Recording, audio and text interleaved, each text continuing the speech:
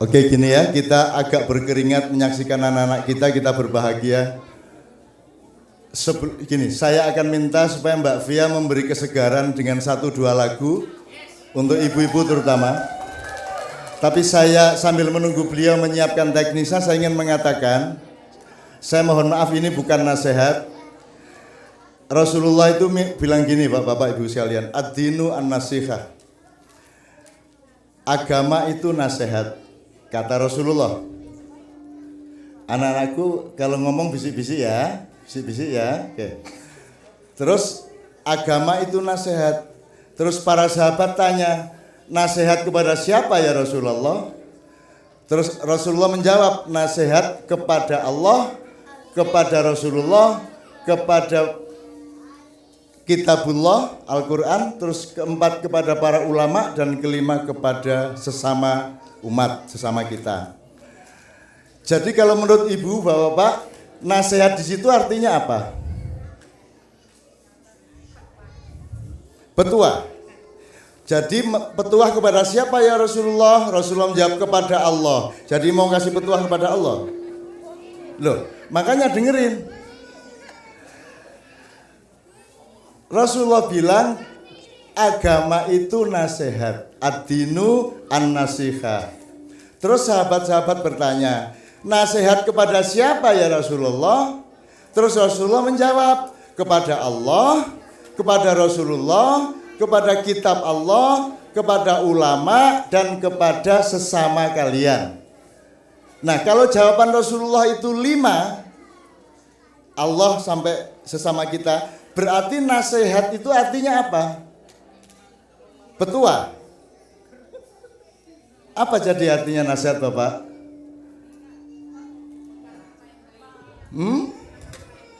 Kata-kata yang baik kepada Allah, kepada kitab Quran. Untuk apa kita ngomong kepada Al-Quran? Kan nasihat kepada Allah, kepada Rasulullah, kepada kitab Quran, kepada ulama, dan kepada kita, sesama kita. Berarti apa kata nasihat itu artinya? Kalau dalam bahasa Indonesia artinya apa nasihat, Bu? Memberi petuah, nasihat.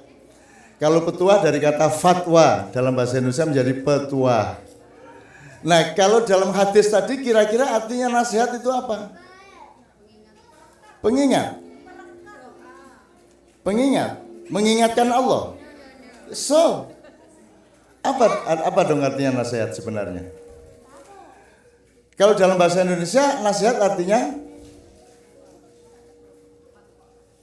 ngasih tahu orang, memberi arahan. Terus kalau gitu, hadis tadi isinya kan memberi arahan kepada Allah gitu, memberi arahan kepada Rasulullah. Ngerti maksud saya Bapak-Bapak sekalian? Ternyata kata nasihah itu diterjemahkan secara sangat salah ke dalam bahasa Indonesia. Di dalam bahasa Indonesia kata nasihat kan berarti bapak menasihati anak, ibu menasihati anak, guru menasihati murid. Padahal nasihah itu kalau dalam hadis tadi artinya adalah kesetiaan, komitmen.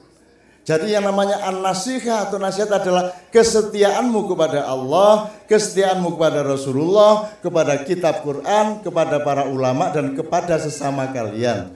Jadi ternyata kata nasihat itu artinya adalah komitmen, kesetiaan, loyalitas. Suami bernasihat kepada istri, istri bernasihat kepada suami, artinya saling setia satu sama lain. Nah sekarang semua orang diajari untuk nasihatin orang, betul nggak? Akhirnya bahkan menjadi penasihat itu menjadi profesi. Jadi anak kecil-kecil di TV Indonesia diajarin nasihatin orang. Maka saya kesini tidak akan menasihati Anda semua. Rasulullah sendiri tidak menasihati siapa-siapa. Beliau hanya menjawab pertanyaan-pertanyaan orang yang membutuhkan. Oleh karena itu mohon izin saya tidak akan memberi tausiah apa-apa. Kita cari kebenaran bersama-sama. Gitu ya kira-kira Bu ya. Jadi apa arti nasihat Bu berarti? Komitmen. Bukan ngasih tahu orang, nek coro jawanin di Jombang. Tutur-tutur. Tutur-tutur itu artinya apa ya? Bahasa lain. Ngandan-ngandani wong. Nah, wong di Indonesia kan sukanya ngandan-ngandani wong. Isinya TV Indonesia itu ngasih tahu orang terus. Kalau ngasih tahu orang berarti dia pasti lebih baik daripada yang dikasih tahu. Nah, saya tidak mau menasihati Anda dalam arti seperti itu karena saya tidak lebih baik dari Anda. Saya tidak lebih pintar dari Anda, saya tidak lebih soleh dari Anda. Jelas ya Bu ya? Oke, nanti setelah Mbak Via kita terusin soal ini. Pokoknya sekarang jelas ya bahwa kalau ada acara begini mbok nyari kebenaran bareng-bareng. Bukan datang saudara-saudara. Wah, enggak usah gitu toh. Ya. Kita semua itu sama-sama punya kelemahan, sama-sama punya kekurangan. Anda tidak tahu akhlak saya toh? Saya juga tidak tahu akhlak Anda. Satu-satunya jalan adalah bareng-bareng menjaga persaudaraan supaya kebenaran dijaga oleh Allah di antara kita. Ngono ya? Oke. Sebelum fundraising dan seterusnya, biar kita istirahat dulu mendengar suara Mbak Via. Monggo Mbak Via tawar-menawar sendiri mau iwak peyek apa? Mungkin agak ke sini supaya ibu-ibu bisa, ini kita dua soft enggak apa-apa nyun sewu Pak Gofur.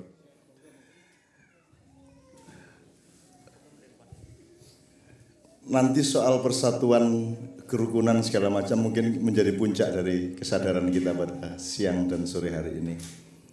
Ini memang problem kita sedunia, tidak hanya se-Indonesia, tidak hanya di villa saja, di mana-mana memang seneng banget kita itu bertengkar satu sama lain. Benci, terus curiga, terus ngerasani, apalagi ada Facebook, ada Twitter itu kita boleh bandem apa wae tanpa tanggung jawab.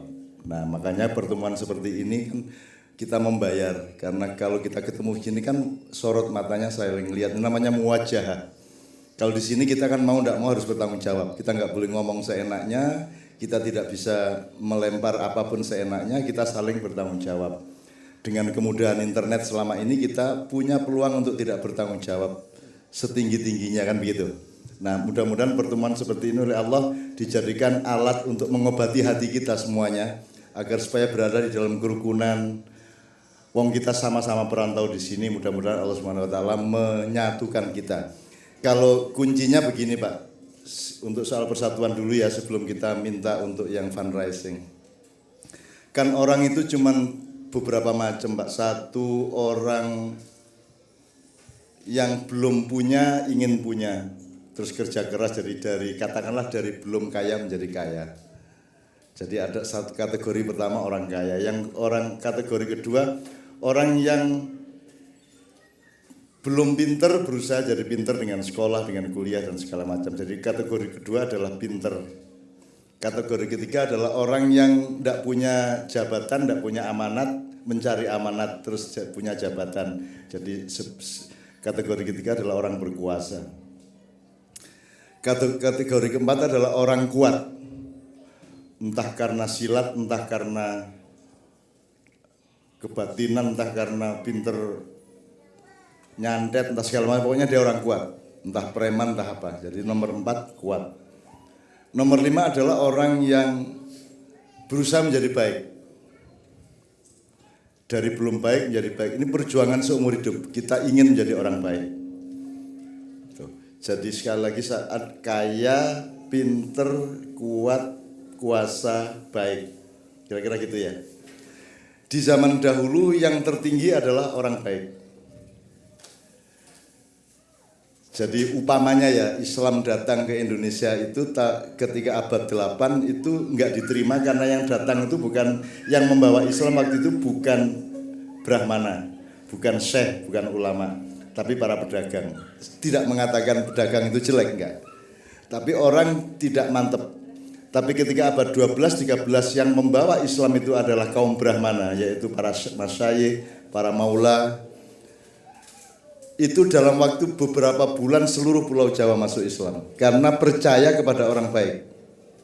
Jadi dulu urut-urutannya baik, pinter, kuasa, kuat, kaya. Orang kaya paling bawah. Bahkan di Mojopahit ada kementerian yang namanya Kementerian Kaum Sudra dan Pendatang Asing. Itu ada menteri urusannya. Yang disebut kaum sudra itu bukan orang yang rendah derajatnya, Pak Gufur.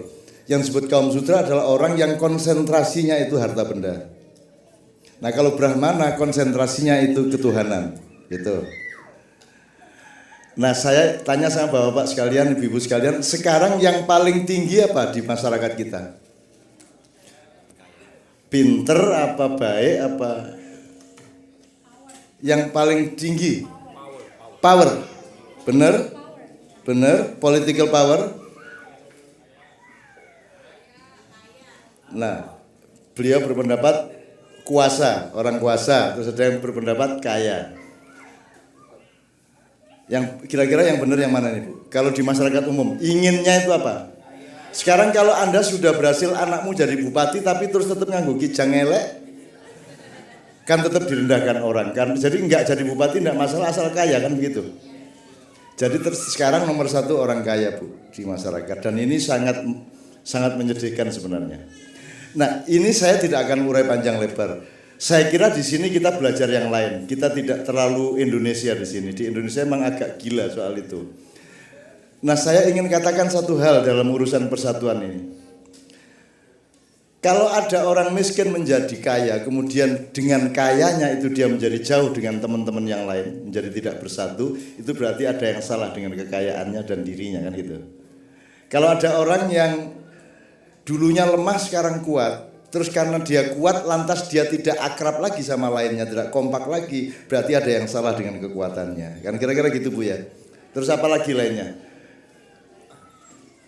Kalau ada orang kaya, orang yang pinter udah waktu dia masih mau masuk kuliah deket sama semua teman-teman, begitu dia sudah lulus S1, lulus S2 udah mulai cuek sama yang lain-lain. Berarti ada yang salah dengan sekolahannya, ada yang salah dengan ilmunya kan gitu. Nah, yang paling bahaya adalah kalau orang sudah baik dalam arti sudah sholat rajin, ngaji, yasinan, ada yang selawatan, ada yang studi Islam modern, pokoknya sudah pinter dan sudah alim, tetapi jauh dari yang lain-lain, bahkan membenci yang lain-lain, mengkafirkan yang lain-lain, membid'ah-bid'ahkan, memusyrik-musyrikan yang lain, berarti ada yang nggak benar dengan alimnya itu. Jadi kuncinya menurut saya sederhana, Bu Ustaz. Apa saja dalam hidup ini yang membuat persaudaraan kita renggang itu pasti jelek. Misalnya saya sholat rajin karena saking rajinnya saya nggak sempat silaturahmi, itu berarti sholat saya jelek, itu aja. Gitu, Bu. Apa saja yang membuat persaudaraan kita renggang itu jelek. Di Indonesia, Pak Bogor, saya tiap hari ngurusin orang bertengkar, terutama karena aliran-aliran agama yang bermacam-macam. Yang satu marah karena weweh, yang satu marah karena ininya kurang naik, yang satu Allahu Akbar. Ada yang Allahu Akbar, kan ada 4 mazhab Allahu Akbar. Ada Allahu Akbar, ada Allahu Akbar, ada Allahu Akbar. Yang benar yang mana? Itu tiap hari saya ngurusin di Indonesia, keliling kemana-mana. Akhirnya saya bikin istilah. Kalau yang orang Sunda mana, Bu? Bu, orang di Sunda kalau ayam berkokok apa bunyinya? Kongkorongo. Kalau di Madura? Mas Junedi, Jun. Madura double itu. Kalau di Madura kukurunu. Kalau di Jawa kukuruyuk. Sekarang pertanyaannya adalah yang benar yang mana? Kukuruyuk, kukurunu apa? Kokorongo. Yang benar yang mana? Yang benar adalah ayamnya. Orang Sunda, orang Madura, orang Jawa menafsirkan bunyi itu dan outputnya berbeda-beda, dan jangan menyalahkan satu sama lain karena taste-mu memang berbeda, kualitas mulutnya juga berbeda-beda. Jadi yang penting ayam itu yang kita akui dia berkokok, jangan lantas tafsir kita terhadap kokok ayam itu menjadikan kita membenci yang lain-lain, gitu kira-kira. Kalau mau kita pakai dusun-dusun aja. Ketela itu dipakai Bu di sing gawe proyek emang Bu. Bu, telo itu digawe apa ae? Gethuk, apalagi? Samiler. Kolak. Oke, gethuk, kolak, samiler enggak ada yang paham, Jombang tok sing paham iki. Gethuk, kolak, kerepek 3. Oke. Mau LDII, mau NU, Muhammadiyah, mau PKS, mau MTA, mau Ahmadiyah, Syiah, sakarepmu itu cuman kerepek sama gethuk sama kolak. Tapi semuanya adalah ketela. Nah, agamanya ini yang telanya apa yang gethuknya? Ketelanya. Kenapa sekarang gethuk jadi agama? Kenapa gethuk jadi agama? Terus yang tidak gethuk dimarah-marahin, tidak boleh masuk masjid. Terus ada masjid dikuasai oleh takmir gethuk, masjid lain dikuasai oleh takmir kolak, kan begitu sekarang? Betul enggak? Padahal sama-sama tela. Jadi saya mohon di Philadelphia ini masjid kita adalah masjid ketela. Kan gitu. Gethuk boleh masuk? Boleh. Krepek boleh, gendelut boleh, samiler boleh. Asal toleransi satu sama lain. Kalau yang terawihnya 23, sementara imamnya 11, ya sudah kamu nurusin sendiri sampai 20 kan gitu dan seterusnya ya Bu ya. Oke, ini sekedar contoh aja bahwa Pak Gofur apapun saja Anda sebagai pemerintah, apapun saja, mau orang mau sholat rajin, mau apa sajalah yang hebat-hebat, mau yang baik, yang pinter, yang kalau membuat persaudaraan renggang itu tidak benar. Apa saja. Apa parpol, apa pemilu, apa pilkada, apa lah. Orang sholat lebih rajin, yang satu selawatan, satu ndak. Pokoknya kalau bikin persaudaraan renggang itu pasti jelek. Itu rumus saya begitu. Cari ayatnya, tak cariin banyak sekali. Ya, kuncinya itu toh. Jadi mudah-mudahan di sini tidak ada masalah itu di Philadelphia ini, insya Allah ya. Dan tidak usah rebut-rebutan, tidak usah ada masjid telo, ada masjid apa? Nek mbok sisa nae, jangan Al-Falah tapi masjid Kukuruyuk, yang sana masjid Kukurunuk, yang sana masjid yang Sunda Bu. Kongkorongo. Coba kan bagi orang Jawa kan aneh, wong ayam kok kokorongo itu loh kan itu kan. Madura lebih parah lagi. Kukurunuk, mana ada ayam bisa ngomong N itu loh. Ya tapi itu kan subjektif Mas. So yang penting ayamnya sama, bunyinya sama gitu loh Bapak sekalian. Oke, ini sekedar untuk persatuan. Nah sekarang sebelum saya berikan kepada Pak Adit lagi untuk masuk ke fundraising, setelah itu kita terusin lagi dengan Pak Novia dan kita bisa tanya jawab kalau waktunya masih ada, kita sampai jam 6 nanti. Saya tuh kesini ini iri sama Anda. Loh, saya kalau ke Mekah saya enggak terharu. Belas enggak terharu saya. Di sana ada orang rajin sholat, enggak terharu. Ya mesti ae wong kon kos di ide Ka'bah ya mesti ae rajin sembahyang. Apa aneh kan. Di sana rajin Jumatan lah ya kare mencolot nang Masjidil Haram sampai. Gitu. Apalagi dulu orang yang ada Rasulullah di situ, dia rajin sholat, dia berkelakuan baik. Lah ya tiap hari melihat wajahnya Rasulullah, tiap hari ada atmosfer yang baik. Gitu kan. Tapi kalau di Philadelphia ada orang sholat itu kan ajaib. Betul enggak? Artinya nilai orang sholat di Masjidil Haram di Mekah dengan nilai orang sholat di Philadelphia menurut saya jauh lebih tinggi nilai sholat orang di Philadelphia. Loh, itu kata Rasulullah sendiri. Rasulullah mengatakan tuba liman ma'ani waro'ani wa amanabi. Beruntunglah orang-orang yang hidup bersamaku dan tiap hari melihatku dan beriman kepadaku. Kata Rasulullah, beruntunglah. Terus Rasulullah mengatakan lagi, tapi beruntunglah 3 kali lipat. Orang-orang yang hidup tidak bersamaku, yang tidak pernah melihat aku, yang bertempat tinggal jauh dari tempatku, tapi dia beriman kepadaku, melakukan sholat sebagaimana aku dan berbuat baik sebagaimana aku. Jadi orang berbuat baik di Mekah, tempat Rasulullah, itu sepertiganya pahalanya dibanding orang berbuat baik di Philadelphia. Philadelphia kayaknya nggak hanya 3 kali lipat.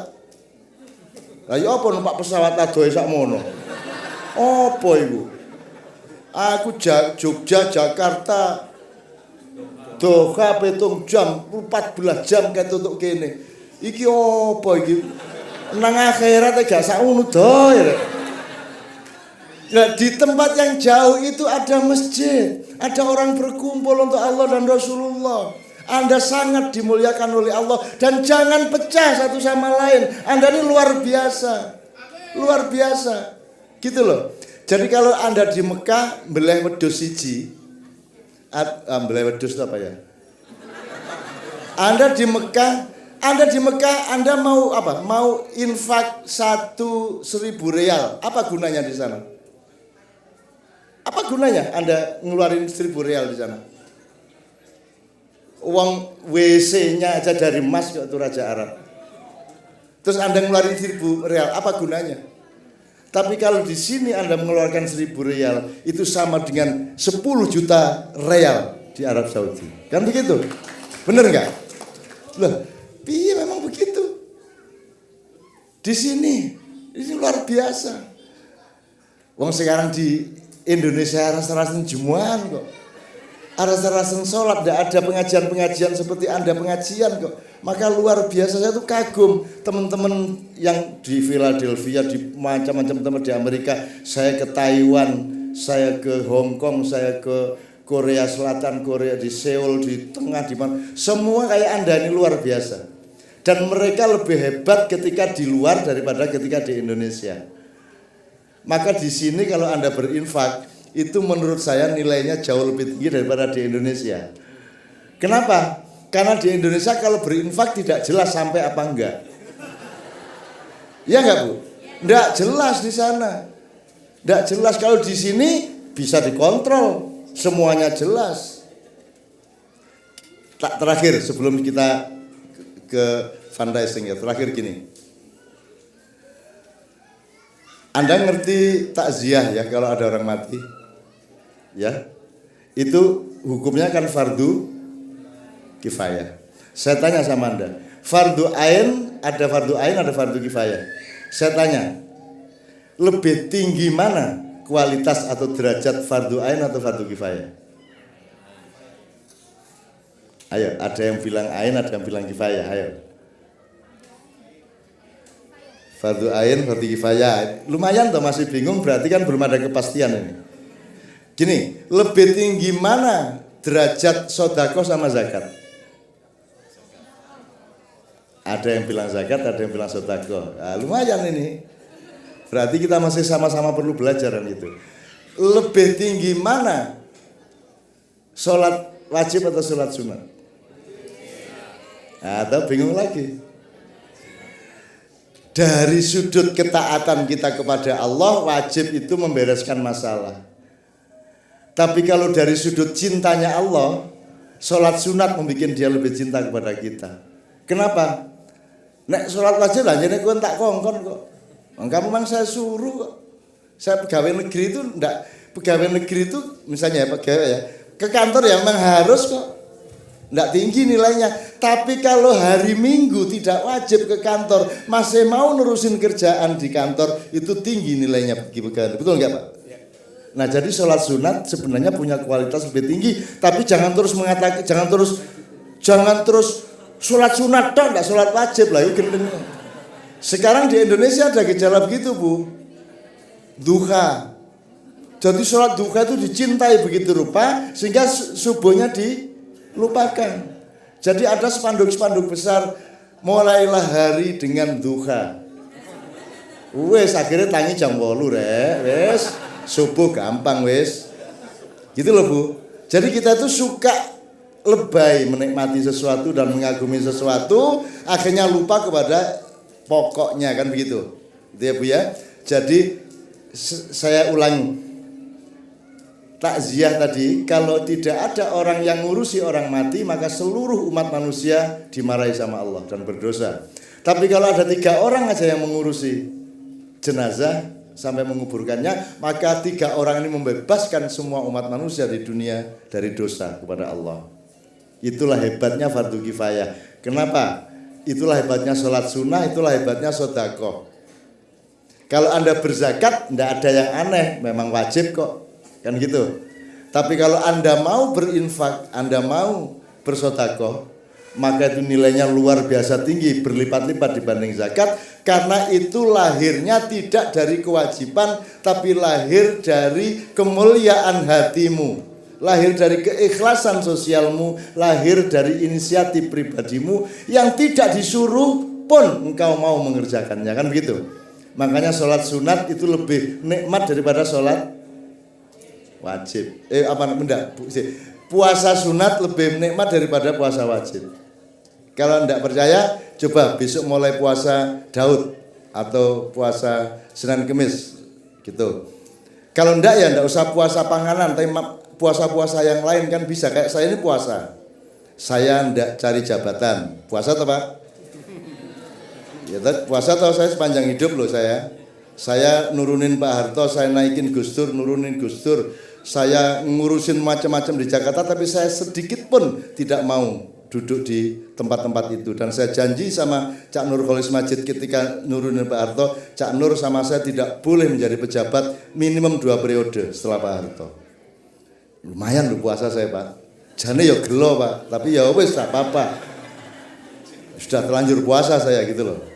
Gitu. Yang saya tidak puasa cuma 1.